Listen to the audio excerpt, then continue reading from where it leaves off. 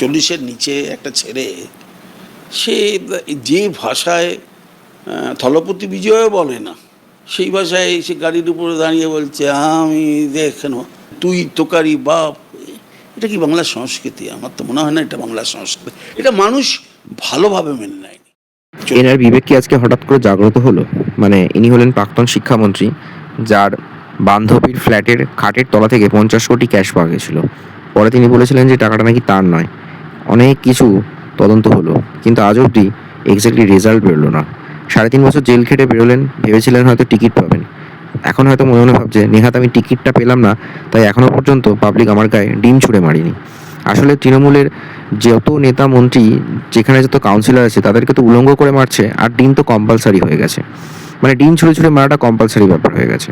তো সেই শিক্ষামন্ত্রী হঠাৎ করে এখন মনে করছে যে অভিষেকের বারবারন্তের জন্যই দলটা আজকে ডুবলো।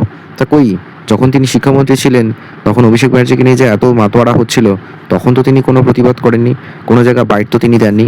যদি মন্ত্রিত্ব হারায় সেই জন্য কি? দেখতে থাকুন পুরো ভিডিওটা। আমি মনে করি যে শুভেন্দু থাকলে এই ভরাডুবি কেন, দলটা অনেকটা বেশি সংগঠিত থাকতো, অনেকটা সাংগঠনিক মুখ দেখা দিত। অভিষেক আর যাই হোক সাধারণ মানুষের নেতা ছিল না। ওই কানে দুল লাল চুল তৃণমূল এই যে একটা প্রচার এবং লিখে দেবে, তারপর মুখপাত্ররা গিয়ে তার বাইরে কথা বলতে পারবে না, একদল মুখপাত্র তৈরি করলো, সমস্ত জিনিসটাই একটা রং জিনিস হয়েছে। আজকে হঠাৎ করে শুভেন্দুর এত নামগান কেন করছে জানি না। হয়তো তিনি কি লুপহোলস তৈরি করতে যাচ্ছেন যে যদি তাকে বিজেপি নিয়ে নেয়।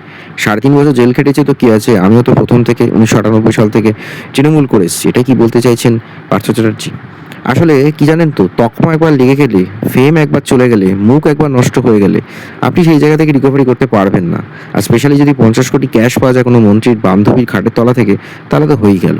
পার্থ চ্যাটার্জি যতই শিক্ষামন্ত্রী হন না কেন, তার আমলে তো শিক্ষা দুর্নীতি হয়েছে। 26,000 শিক্ষকের চাকরি গেছে, যার মধ্যে 19,000 যোগ্য। প্রচুর ভুয়ো লোক ঢুকেছিল, তার তদন্ত আজ অব্দি পুরো কমপ্লিট হয়নি। কারা অযোগ্য তার নাম আজ অব্দি বের করতে পারেনি। যোগ্যদের নামটা বেরিয়েছে ঠিকই, কিন্তু প্রপার যদি ইনভেস্টিগেশন হয় পার্থ চ্যাটার্জি কিন্তু আবার জেলে যাবে, এটা কনফার্ম। আর তিনি যদি এবার যান, অন্ততপক্ষে এই দুর্নীতির সাথে কারা কারা যুক্ত ছিল টপ লেভেলে, তাদের নামগুলো অন্তত বলে গেলে অন্তত সাধারণ মানুষ জানতে পারবে যে এই দুর্নীতির আসলে শিকড়টা কে। তিনি যতই এখনো পর্যন্ত মনে করুন না কেন শুধু অভিষেক ব্যানার্জির জন্যই দলটা ডুবেছে, মানতে তো হবে যে অভিষেক ব্যানার্জিকে প্রমোট করেছিল মমতা ব্যানার্জি। মমতা ব্যানার্জি সিনিয়রদেরও বলেছেন যে উঠে সম্মান দিন অভিষেককে। এগুলো মেনে নেওয়া যায় না, কোনো সিনিয়র লিডার এটা মেনে নিতে পারে না, যারা 98 সাল থেকে তৃণমূল করে এসেছে। তাই কোথাও এটা মানতে হবে দলটা আজকে শেষ হয়েছে মমতা ব্যানার্জির জন্যই। তিনি নিজে মনে করেছিলেন দলটা তার ব্যক্তিগত সম্পত্তি এবং বাকিরা তার কর্মী। তিনি যা বলবেন বাকিরা তাই চলবে। আর তোলাবাজি করে করে রমরমা বানিয়েছে অভিষেক ব্যানার্জি। অভিষেক ব্যানার্জি দায়িত্ব নিয়ে দলটা শেষ করেছে। মনে করেছে যে সোনার চামচ নিয়ে জন্মেছি, এই দলটা আমার, এই দলের সবাই কর্মীরা আমার নিজের ভৃত্য, আমি যা বলবো তারা তাই করবে। এবং সেই কালচারটা এত বাজেভাবে পুরো পশ্চিমবঙ্গটাকে শেষ করেছে, যার ফল হচ্ছে আজকে মানুষ কাউকে সম্মান দেয় না, আর চারিদিকে নেতারা পালিয়ে বেড়াচ্ছে, ডিম ছুড়ছে, যেটা কখনো কিন্তু দেখা যায়নি সিপিএম আমলে।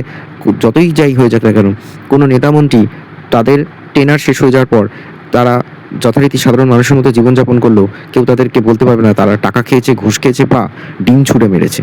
এই সম্মানটা মানুষ করতে জানে। এইখানেই হলো তফাৎ তৃণমূলের সাথে সিপিএমের। বিজেপি কী করবে সেটা সামনের দিনে বোঝা যাবে, কতটা এই পাপ ধুতে পারবে। 15 বছরের পাপ ধুতে তো সময় লাগবে। ভিডিওটা কেমন লাগলো অবশ্যই জানান, দেখতে থাকুন বং সিরিজ, আর নিজেদের মতামত জানান কমেন্ট বক্সে। চ্যানেলটা সাবস্ক্রাইব করুন, দেখতে থাকুন চ্যানেলের বাকি ভিডিও, আর অবশ্যই শেয়ার করুন।